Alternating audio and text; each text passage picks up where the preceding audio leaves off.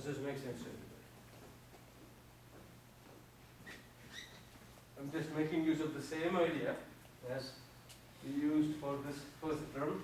I need it with respect to F1, so I write it with respect to F2, then I have to look at the angular velocity of F2 with respect to F. Likewise, I do the same thing here. I need it with respect to F2, so I write it with respect to B, then angular velocity of B with respect to F2. What is this term here?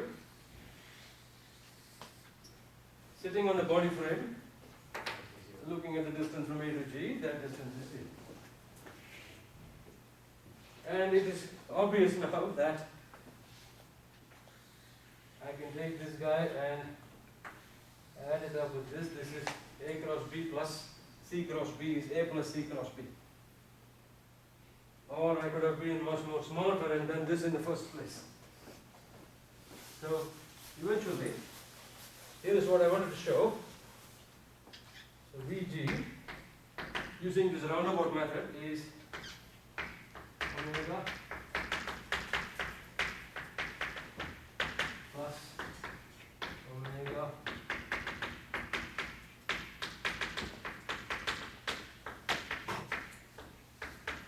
B slash A, which is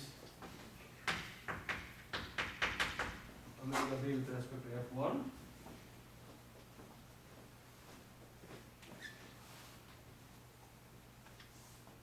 Or to save me from this whole world of pain, I could have done the following. Okay? Sorry if is everybody able to see my writing? I could have done the following. Last minute, focus on this expression here.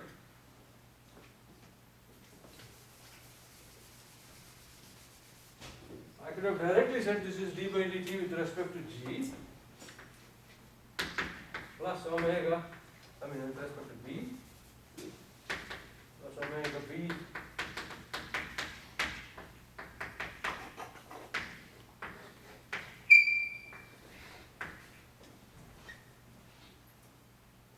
I need not have gone through all of these to just end up with the same result.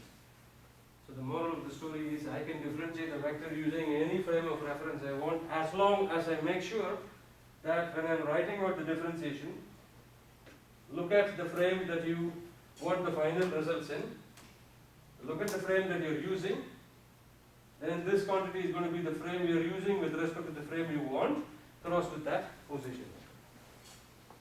Okay, both of them are the same things. So I'll stop here. Thank you for your time.